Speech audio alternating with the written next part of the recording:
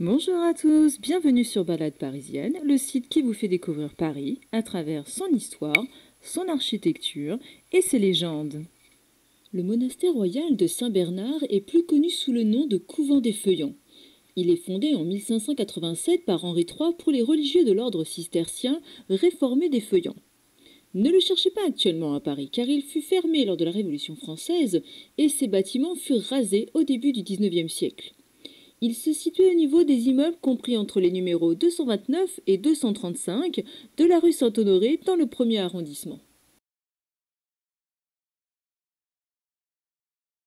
Entre la fin du XVIe siècle et le début du XVIIe siècle, le faubourg, situé au-delà de la deuxième porte Saint-Honoré, accueille les établissements de plusieurs ordres issus de la Réforme catholique et de la Contre-Réforme. Ainsi, la reine Catherine de Médicis y installe des capucins en 1576, tout près de son palais des Tuileries. En 1585, le roi Henri III achète l'hôtel des Carnot, limitrophe au bâtiment des Capucins, pour y implanter un nouveau couvent. Celui-ci est attribué à Jean de la Barrière et 61 moines issus de l'abbaye des Feuillants de Toulouse. Ces derniers arrivent à Paris le 9 juillet 1587 et emménagent le 7 septembre de la même année. Les travaux de construction et d'aménagement sont confiés à l'architecte Baptiste Andouroé du Cerceau sous le regard d'un des moines. Au moment de la Ligue, si l'abbé Jean de la Barrière reste fidèle à Henri III, hélas plusieurs moines se retournent contre lui.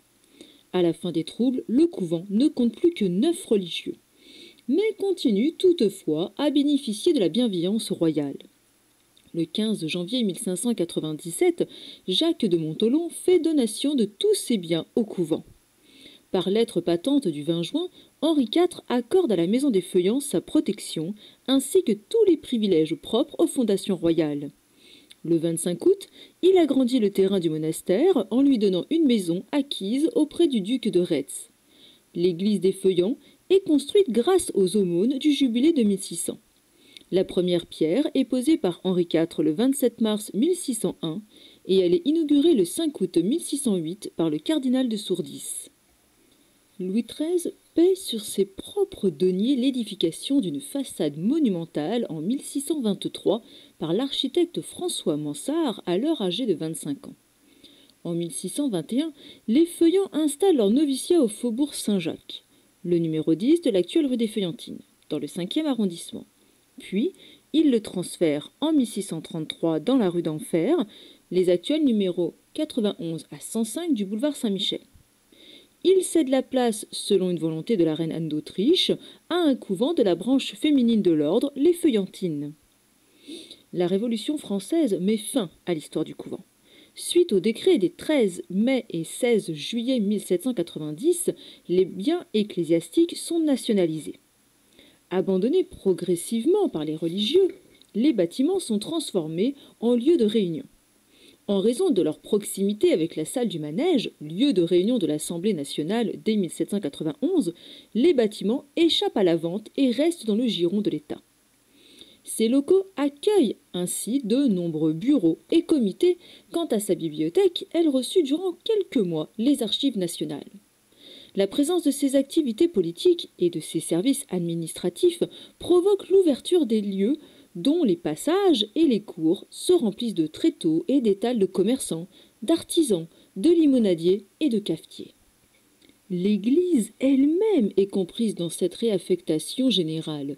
La nef est concédée à l'automne 1791 au peintre Jacques-Louis David qui en fait son atelier pour y réaliser le serment de jeu de paume. Le choix de l'artiste ne reposa pas seulement sur la vacance des lieux et les dimensions de l'édifice. L'église a surtout la chance de se situer, comme je l'ai dit précédemment, près de l'Assemblée. Sujet de la toile.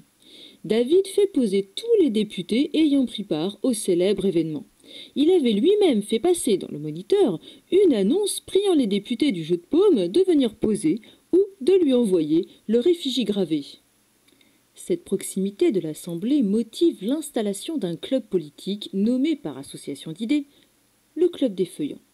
Ses membres étaient des dissidents de la Société des Amis de la Constitution, plus couramment appelé le Club des Jacobins. car elles se réunissaient dans l'ancien couvent des Jacobins de la rue Saint-Honoré. La scission s'était produite à l'occasion de la fusillade du Champ de Mars le 17 juillet 1791, un événement qui marquait la défiance croissante du peuple à l'encontre d'un roi qui avait tenté de fuir. Opposés aux partisans d'une déchéance de Louis XVI, les membres les plus modérés du club quittèrent le couvent des Jacobins et s'établirent au Feuillants. La présence de ce club politique au sein de locaux affectés au service de l'Assemblée nationale entraîna une vive polémique parlementaire en décembre 1791. Le club des Feuillants, composé de partisans de la monarchie constitutionnelle, disparut avec ce régime le 10 août 1792 lors de l'arrestation du roi et de sa famille. En 1793, la Convention délaisse le manège et les Feuillants au profit du palais des Tuileries. À l'automne, les bâtiments de l'ancien couvent accueillent l'administration et les magasins de la manufacture extraordinaire d'armes. Le musée d'artillerie y est également établi avant d'être transféré en 1796 au couvent des Jacobins. Sous le consulat, les projets de percement des rues de Rivoli et de Castiglione provoquent la démolition des bâtiments des Feuillants. Seuls les immeubles donnant sur la rue Saint-Honoré, les numéros compris donc entre 229 et 235, construits par l'architecte Jacques Denis Antoine entre 1775 et 1782, sont conservés. Le chevet arrondi de l'église est également visible dans la cour d'un immeuble de la rue.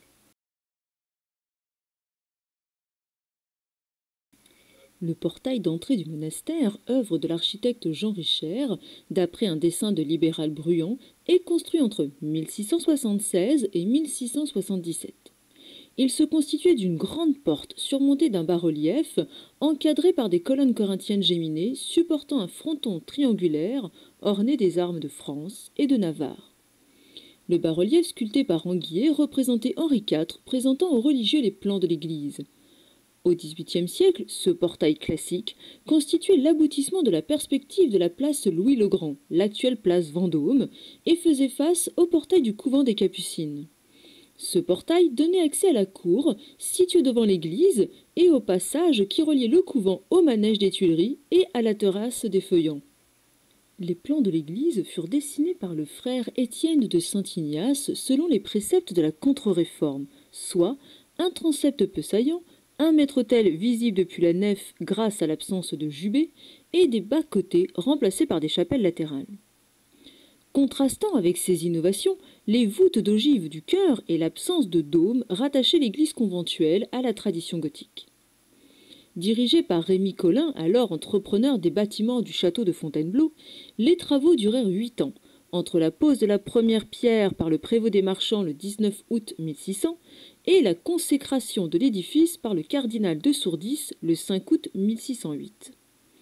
Les plans ayant été modifiés peu de temps après le lancement du chantier, une nouvelle cérémonie de pose de la première pierre eut lieu, en présence du roi, le 26 ou 27 mars 1601. Le clocher adossé à l'édifice du côté sud fut élevé à partir de 1606. Les 14 chapelles latérales flanquant la nef et la croisée du transept furent acquises par de nobles bienfaiteurs qui y firent placer leurs monuments funéraires à partir de 1609. 2 chapelles, contiguës à l'escalier du clocher, furent ajoutées en 1619. Trop petite, l'église fut agrandie en 1651. Il fallut attendre 1624 pour que l'église Saint-Bernard soit dotée d'une véritable façade. Commencée en février 1623, cette œuvre fut réalisée par le maçon François Boulet selon les plans d'un jeune architecte, François Mansart, qui honora ainsi sa première commande importante. Directement inspirée des 2 niveaux supérieurs de la façade de l'église Saint-Gervais, achevée quelques années plus tôt par Salomon de Brosse, celle de Mansart s'en distingue par quelque originalité visible au niveau supérieur. Ce dernier est en effet flanqué de pyramides couronnées à bossages rustiques et surmonté d'un édicule au fronton cintré sans base. La porte d'entrée était encadrée de colonnes ioniques géminées, tandis que la grande baie du premier étage était flanquée de colonnes corinthiennes doubles. Les niches du rez-de-chaussée abritaient les statues allégoriques de la foi et de l'humilité, œuvre du sculpteur Simon Guyen. Il réalisa également les figures couchées du grand fronton cintré symbolisant l'espérance et la charité. Philippe de Buystère fut chargé d'orner les vantaux de la porte ainsi que le bas-relief surmontant celle-ci. Les religieux pouvaient admirer une apparition de la Vierge à Saint-Bernard de Clairvaux. L'entrée de l'église était surmontée d'une vaste tribune communiquant avec une galerie supérieure qui faisait le tour de l'église et où l'on voyait une petite chapelle de la Vierge et un oratoire. Étudions la décoration des différentes chapelles des bas-côtés en partant de l'entrée et en avançant vers le chœur. La première chapelle était dédiée à la Vierge et contenait une annonciation. La chapelle suivante appartenait à la famille Beauclerc et était ornée de plusieurs tableaux de Simon Vouet. Au plafond, Saint Michel précipitant l'ange rebelle aux enfers était considéré comme un des chefs-d'œuvre du maître. Certains spécialistes pensent qu'il s'agit du Saint Michel terrassant le dragon, visible au musée de l'Université de Québec à Laval. Le tableau d'autel, illustrant le repos de la Sainte Famille, peint vers 1640, est aujourd'hui conservé au musée de Grenoble. En face de l'autel se trouvait un concert d'anges, au milieu duquel un ange couronné de laurier, revêtu du manteau royal, tenait une croix et une palme. Enfin, un dernier tableau de Vouet représentait Saint Joseph éveillé par l'ange. L'œuvre originale fut détruite. Il reste une copie visible au musée de l'Hospice Comtesse à Lille et une gravure réalisée par Michel d'Origny en 1640. Entre cette chapelle et la suivante, sur le jambage faisant face à la chaire, se trouvait le cénotaphe de Henri de Lorraine Harcourt, grand écuyer de France et sénéchal de Bourgogne, et de son fils Alphonse, chevalier de Harcourt et abbé de Royaumont. Un cénotaphe est un monument funéraire élevé à la mémoire d'une ou plusieurs personnes, mais ne contenant pas de corps. Henri et Alphonse furent inhumés à l'abbaye de Royaumont. Érigé en 1695, le monument était l'œuvre du sculpteur nancéen Nicolas Renard. Il se composait d'un obélisque de marbre bleu turquin et d'un sarcophage de marbre noir qui reposait sur un piédestal. Ce dernier, comportant l'épitaphe, était décoré de guirlandes et d'un bas-relief doré figurant la victoire présentant Henri de Lorraine à la religion. L'obélisque était surmonté d'un aigle juché sur un globe. Devant l'obélisque, une allégorie de l'immortalité foule aux pieds celle du temps et tient une épée ainsi qu'un médaillon représentant Henri de Lorraine Harcourt. En bas, un génie porte le médaillon d'Alphonse de Lorraine Harcourt. Ce groupe est conservé actuellement dans l'église Saint-Roch à Paris. Dans la troisième chapelle, face à un tableau représentant l'adoration des bergers, se trouvait le monument funéraire de Louis de Marillac, maréchal de France. Attribué au sculpteur Alexandre Vassé, il était constitué d'une pyramide en marbre blanc décorée de trophées et d'une figure en bronze doré. Celle-ci, représentant la déesse Minerve, tenait le portrait en médaillon du défunt. Sous ce groupe se trouvait l'épitaphe ainsi que les armoiries du maréchal, enterré ici aux côtés de son épouse, une parente de Marie de Médicis. Au pied de l'autel, sous une plaque de cuivre, étaient inhumés les cœurs d'Octavien d'Ony, baron de la Ferté, et de son épouse Valence de Marillac.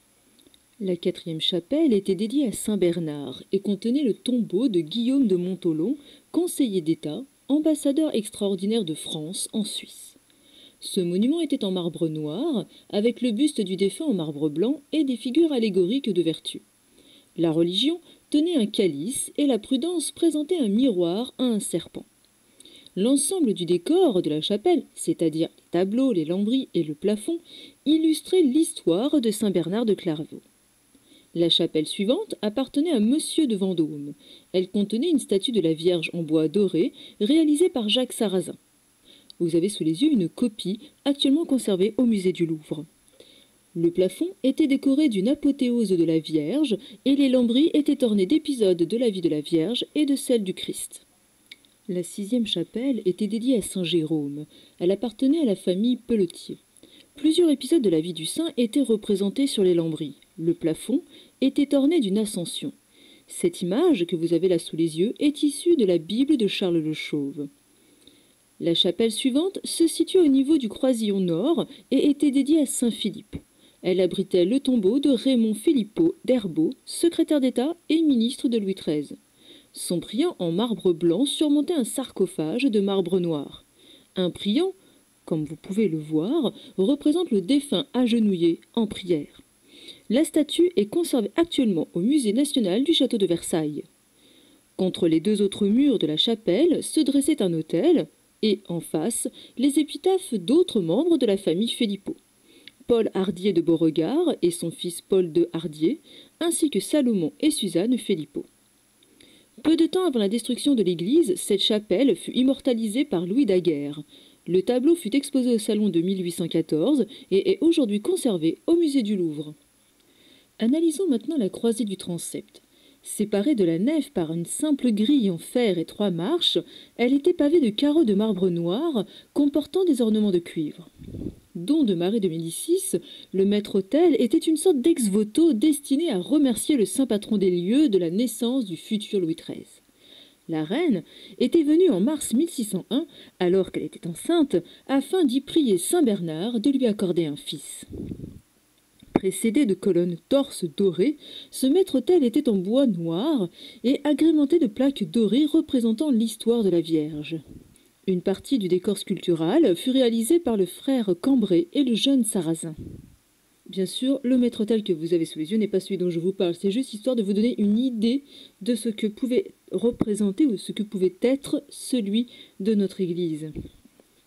Au centre, le tableau représentait une Assomption de la Vierge peinte par Jacob Bunel. La performance de l'artiste résidait dans le fait qu'il ait réussi à illustrer les 12 apôtres grandeur nature en dépit de la faible largeur de la toile, soit moins de 130 cm. Le tableau, peint entre 1608 et 1610, était conservé au musée des Beaux-Arts de Bordeaux et fut détruit dans un incendie en 1870. Au-dessus, sur un tonneau, 2 anges en adoration étaient peints par Charles de la Fosse. Le chœur réservé aux religieux était de plan semi-circulaire. Il était orné de 7 tableaux illustrant des épisodes de la vie du Christ, 5 d'entre eux étant des copies d'œuvres de Rubens. Adossé au maître-autel, l'autel du chœur était surmonté d'un autre tableau de Bunel représentant le Christ au jardin des Oliviers, peinture également perdue. Au milieu du chœur se trouvait un lutrin en cuivre, ainsi que la tombe en marbre noir du père Jean Goulu, ennemi littéraire de Jean-Louis Guèze de Balzac. L'épitaphe, commandée par César de Vendôme et son épouse, aurait été composée par Pierre Corneille. D'après l'historien Sauval, l'épitaphe aurait été commandée par le duc d'Angoulême. La sacristie se divisait en 3 parties. L'oratoire était orné d'un tableau d'autel en tapisserie. Les murs d'une chapelle dédiée à Sainte Marguerite, de style gothique, imitaient un parement en marbre. Elle contenait plusieurs reliquaires, dont celui de Sainte Marguerite. La 3e pièce était décorée de divers portraits et tableaux religieux, dont un David et Goliath, une Mater Dolorosa, un Ecce Homo et une Vierge accompagnée de Saint Jérôme et de Sainte Madeleine. Maintenant revenons en arrière, vers le croisillon sud. Dans un encadrement qui faisait face à l'autel de la chapelle, orné d'un Christ en croix, se trouvait le tombeau de Jeanne Armande de Schönberg, fille posthume d'Henri de Schönberg et mère de Charles III de Rohan-Guéméné. Ce monument, érigé sur un piédestal de marbre jaspé, consistait en un sarcophage de marbre blanc orné de guirlandes de cyprès, surmonté d'une urne et de 2 lampes. Au-dessus de ce monument, on pouvait lire l'épitaphe de la belle-mère de la défunte Anne de Rohan-Guéméné. La première chapelle des bas-côtés sud appartenait à la famille de Berrigen. Elle contenait le tombeau de Nicolas Chalon-Dublé, marquis d'Uxelles et maréchal de France. L'autel comportait une visitation de Michel Corneille. Le plafond, divisé en compartiments, était orné d'une Assomption, encadrée par une nativité et une présentation au temple. Les évangélistes occupaient les 4 angles. La chapelle suivante contenait un autel décoré du baptême du Christ. Le plafond était peint d'une gloire et de plusieurs anges. Sur les lambris étaient peints des apôtres en grisaille sur un fond d'or. Ici, il s'agit d'une grisaille de François Boucher, provenant du château de Versailles. La 3e chapelle était dotée d'un autel représentant Saint Joseph, consolé par un ange. La chapelle Saint-Charles, fermée par une grille ouvragée, était richement ornée. 2 Hercules en cariatide supportaient un entablement en marbre noir daté de 1645 et surmonté de 2 priants en marbre blanc. Ces derniers sont conservés dans l'église Saint-Germain-l'Auxerrois, à Paris. Le premier à droite sur la photo, représente Tristan de Rostin, chevalier des ordres de Saint-Michel et du Saint-Esprit, gentilhomme de la chambre du roi Henri II et favori de Catherine de Médicis. Le second brillant représente le marquis Charles de Rostin, le fils de Tristan, gouverneur de Melun. Acquéreur de la chapelle dès 1612 et commanditaire du monument, Charles fut inhumé en ce lieu, contrairement à son père et aux autres membres de la famille.